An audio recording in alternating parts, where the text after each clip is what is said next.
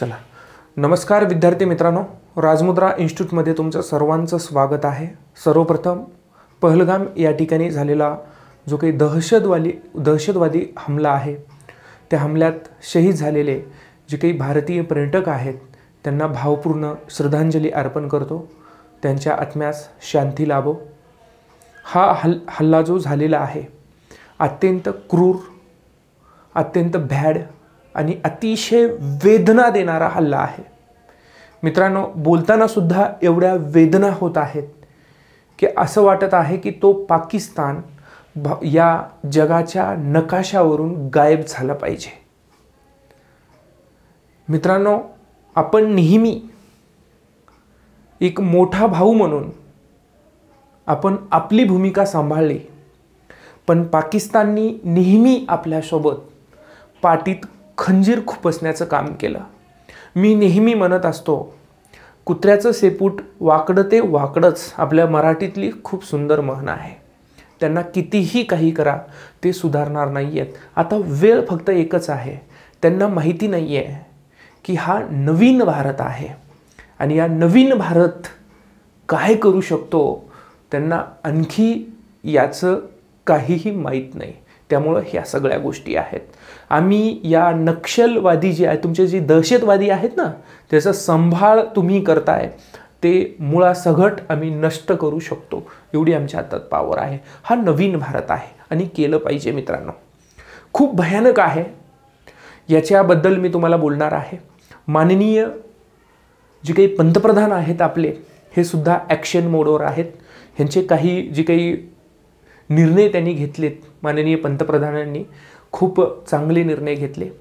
पहिला निर्णय, हे जे पाकिस्तानी जे आहेत भारतामध्ये, पाकिस्तानचे जे काही लोक आहेत ते 48 तासामध्ये माझ्या देशातून बाहेर गेले पाहिजे, हा सगळ्यात महत्त्वाचा निर्णय। दुसरा निर्णय, या पाकिस्तानला आपण पाणी देतोय। हे जे पाणी आहे ना, हे पाकिस्तान आज आपल्या जीवावरती जगतोय, म्हणायला हरकत नाही आहे। पाकिस्तानमधलं काही भाग असा आहे पाण्यासाठी तडपून मरतोय मित्रांनो, आणि या पाकिस्तानला आम्ही सिंधू नदीचं पाणी देण्याचं काम करतोय। आणि त्या सिंधू नदीचं जे काही पाणी आहे, आपल्या पंतप्रधानांनी त्याच्यावरती स्थगिती आणली आहे, बंद नाही केलं, स्थगिती आणली आहे। हे मुद्दा नोट करून ठेवा, मी तुम्हाला सांगतोय। मित्रांनो, याबद्दल मी सविस्तर तुम्हाला बोलणार आहे।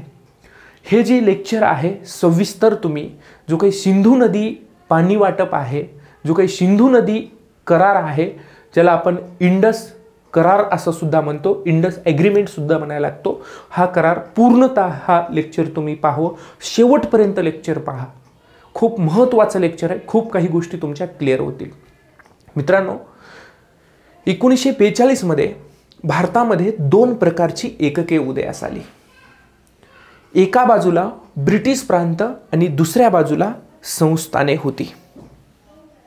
ब्रिटिश प्रांत आणि संस्थाने मिळून 562 होती। किती? 562 होती।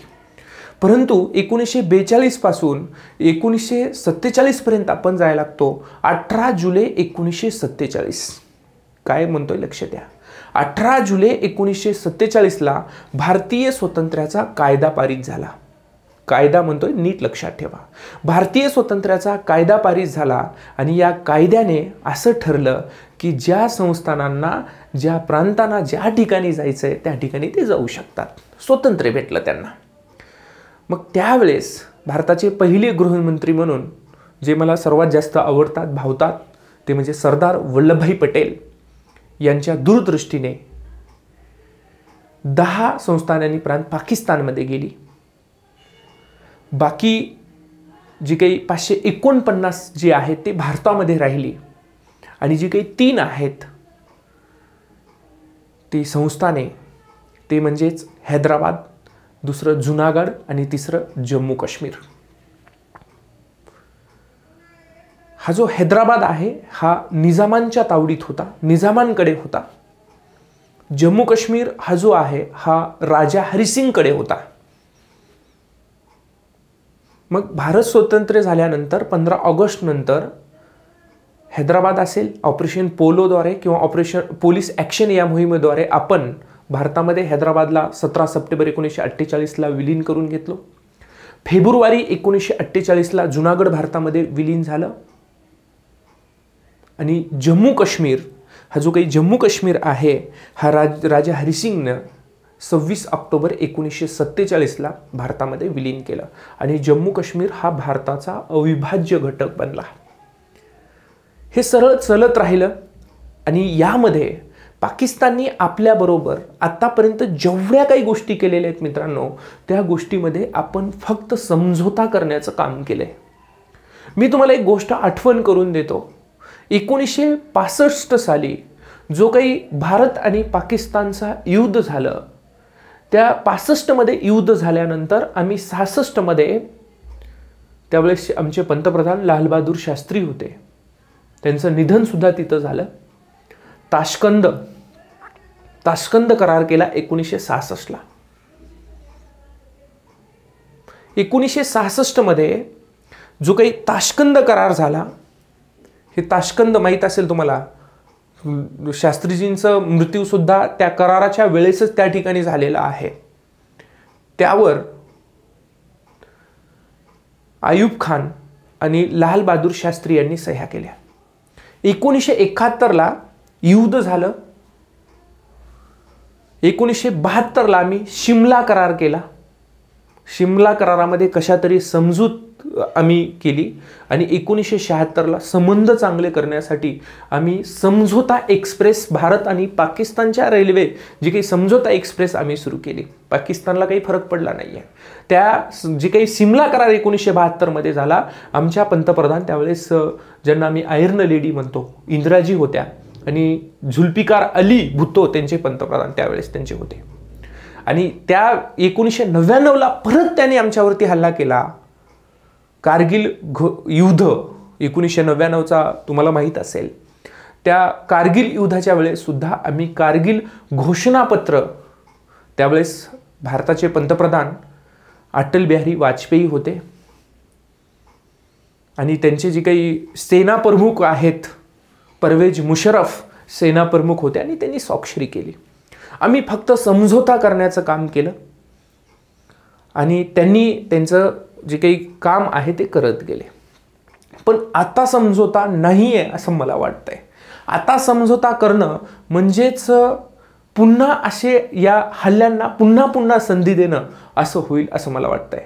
मित्रांनो, मी आजच्या या लेक्चरमध्ये तुम्हाला जी काही सिंधू नदी ॲग्रीमेंट आहे, ज्या सिंधू नदीबद्दल नेमकं पाकिस्तानला याच्यावरती काय परिणाम होऊ शकतो, पाकिस्तान खरंच भीक मागेल का पाण्याची, तर मी तुम्हाला शब्द देतो 100% भारताने जर हे सिंधू नदीचं पाणी कमी केलं तर पाकिस्तान भीक मागेल. 100% सांगतो. नेमकं काय आहे हे, नेमकं काय पॅटर्न आहे पाकिस्तान आणि भारताचं जे काही सिंधू नदी ॲग्रीमेंट आहे ते नेमकं मी तुम्हाला सांगू इच्छितो.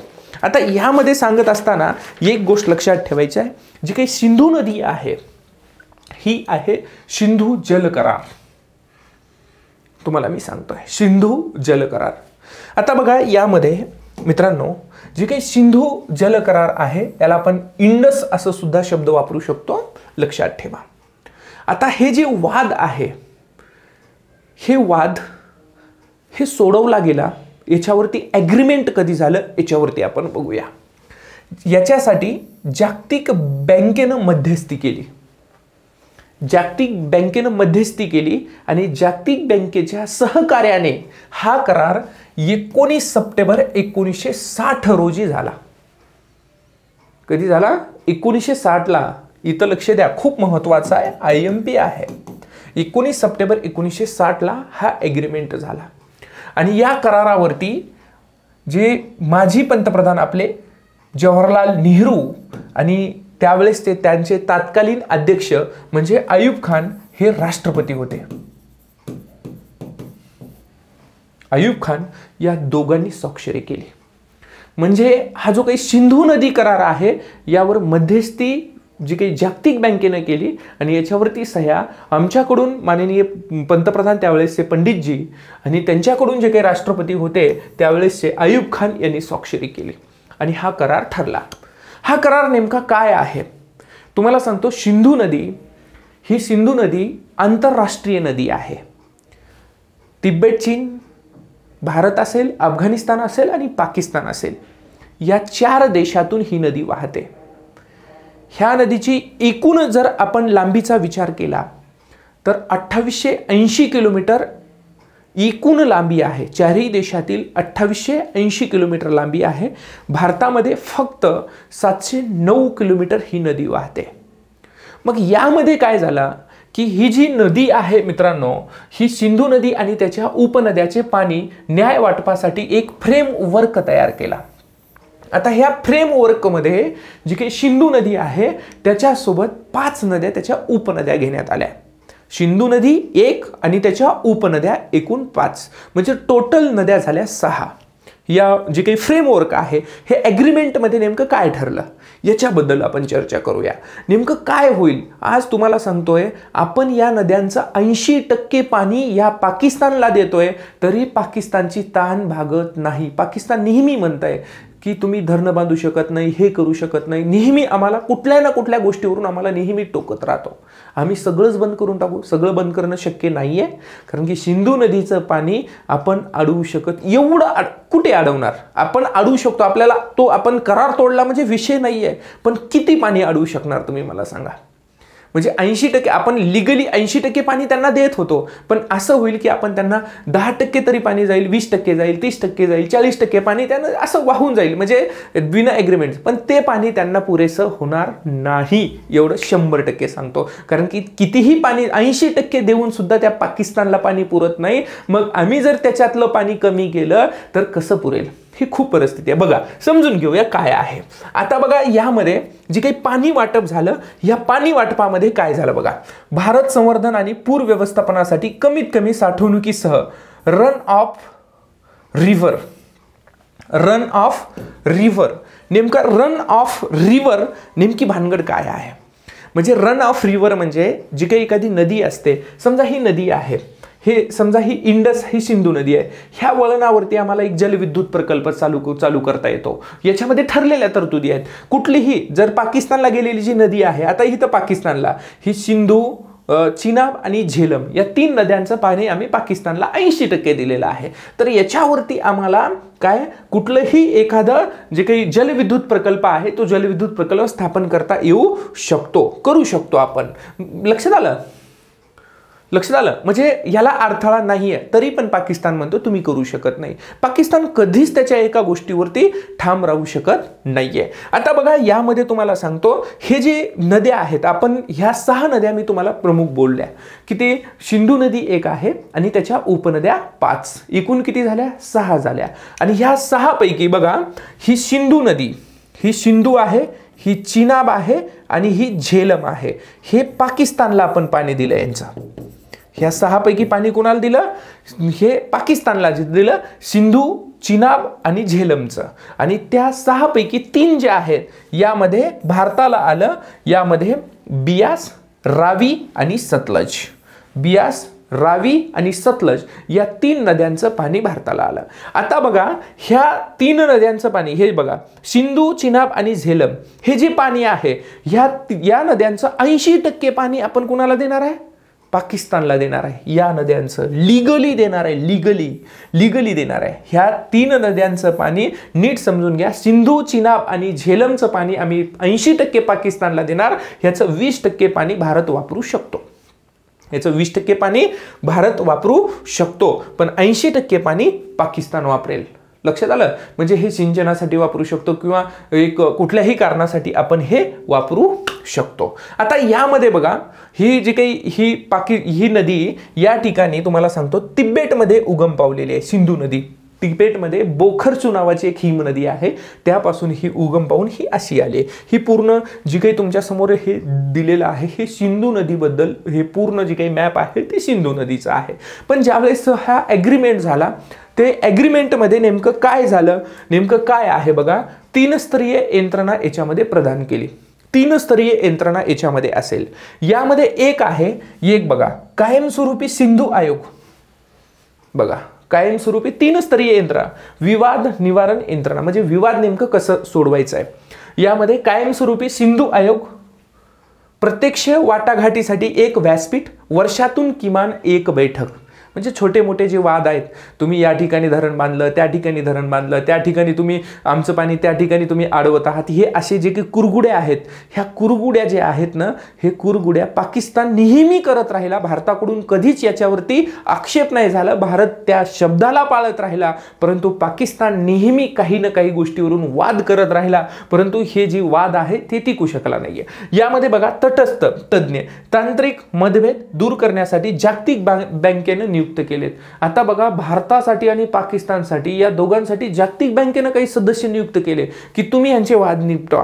नेमकं काय आहे, तटस्थ राहा, भारताकडून बी बोलू नका आणि पाकिस्तानकडून पण बोलू नका, हे सगळ्यात सांगण्यात आलं. हे दुसरं झालं. आता तिसरा, ह्याच्यामधूनही जर तुमचं मिटलं नाही, वर्षातून एक बैठक घेऊन मिटलं नाही, जागतिक बँकेनं मध्यस्थी केली तरीही तुमचं मिटलं नाही, तर तुम्ही न्यायालयामध्ये जावा.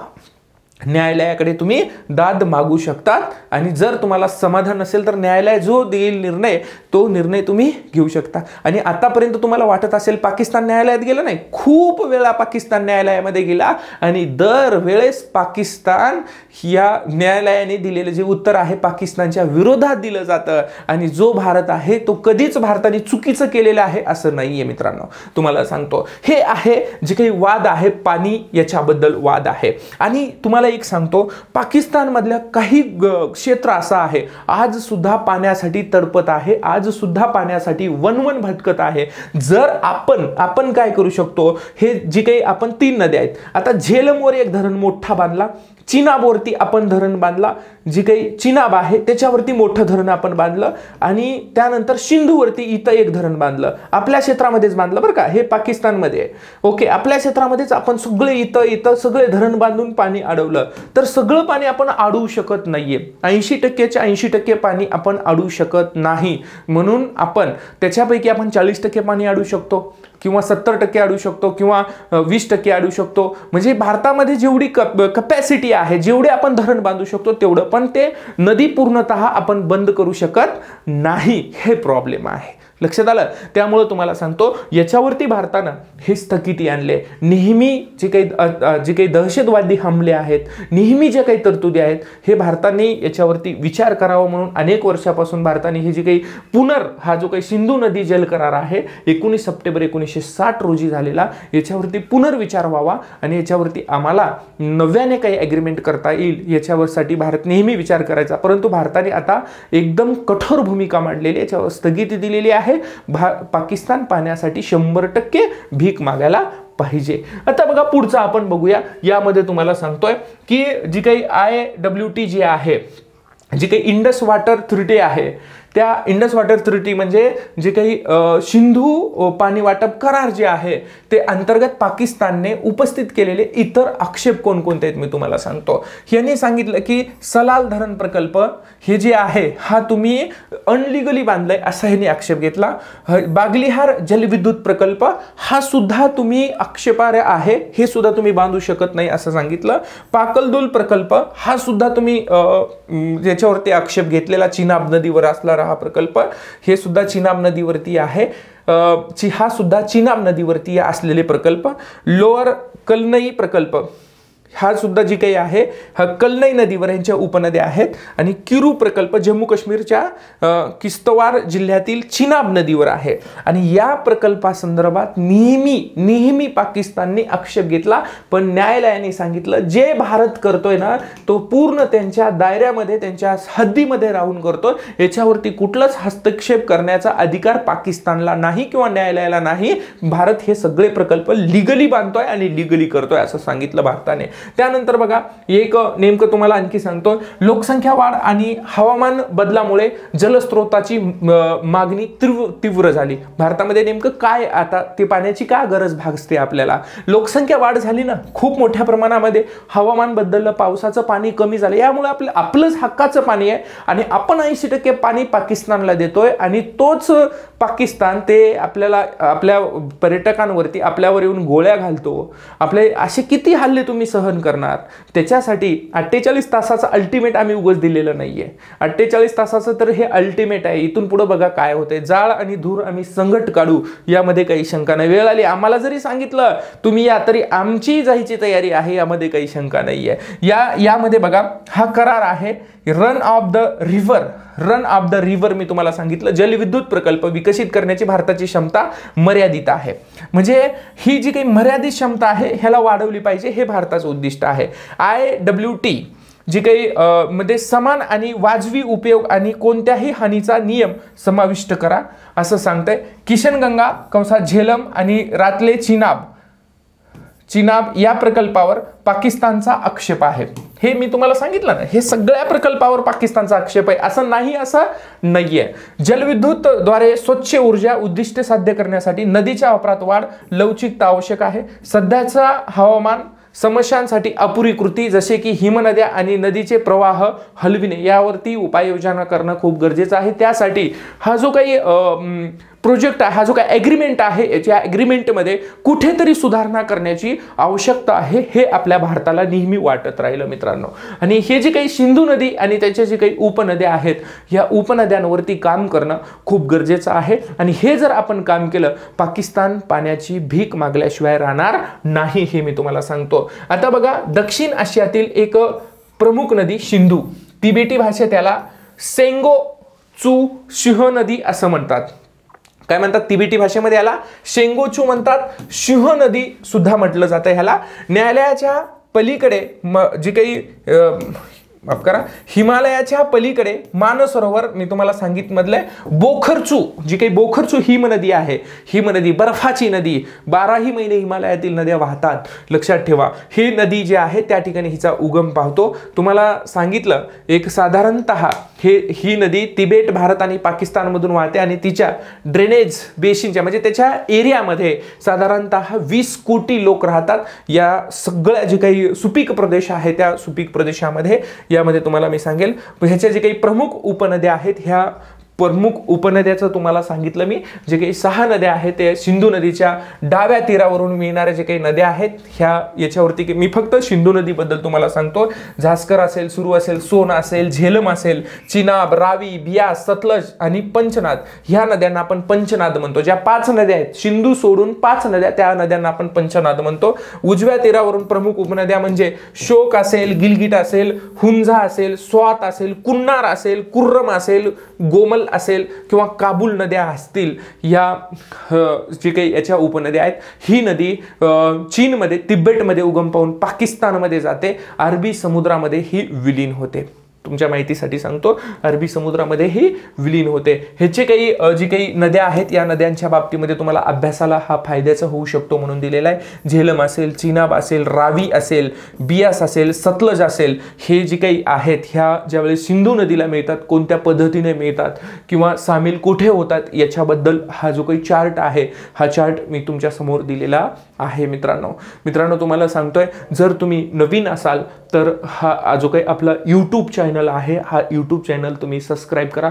जास्तीत जास्त लोकांपर्यंत हा जो काही करार आहे हा करार जो काही आपण केलेला आहे हा करारावर स्थगिती आहे. करार बंद नाही, करार तोडला नाही ही गोष्ट डोक्यात ठेवा. याच्यावरती स्थगिती आहे. फक्त याच्यावरती आपण म्हणतो ना स्टे आपल्या भाषेमध्ये स्थगिती दिलेली आहे. ह्याला तोडलेलं नाही. कारण कालावधीनंतर आम्ही हे तोडू पण शकतो यामध्ये काही शंका नाही. आमच्या मनात आलं की आम्ही तोडून टाकू. जर पाकिस्तान आता सुधरत नाहीये मी तुम्हाला सांगतोय पाकिस्तान सुधारणार आहे का? सुधारणार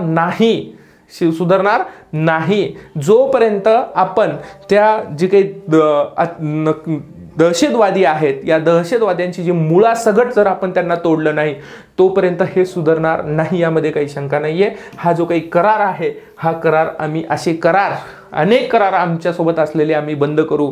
आणि हे जे काही शहीद झालेले जे काही आमचे पर्यटक आहेत जे काही भारतीय आहेत त्यांना आम्ही खरी श्रद्धांजली तेव्हा देऊ की ज्यावेळेस तुम्हाला आम्ही चुन के मारेंगे हे म्हणतात ना हे करू आम्ही. लक्षात आलं मित्रांनो. हा आहे सिंधू नदीचा करार. पाकिस्तान 80% पाणी सुद्धा पाकिस्तानला आज पुरत नाही. मग आम्ही जर हा करार तोडला आणि आम्ही डॅम वगैरे जर बांधले तर पाकिस्तानला पाणी कुठून येणार आहे, हे पाकिस्तान याच्यासाठी भीक मागेल, यामध्ये काही शंका नाही आहे मित्रांनो. या ठिकाणी मी थांबतो. ओके, पुन्हा एकदा मित्रांनो, या दहशतवादी हल्ल्यांमध्ये जे काही शहीद झालेले जे काही आमचे भारतीय पर्यटक आहेत यांना भावपूर्ण श्रद्धांजली अर्पण करतो.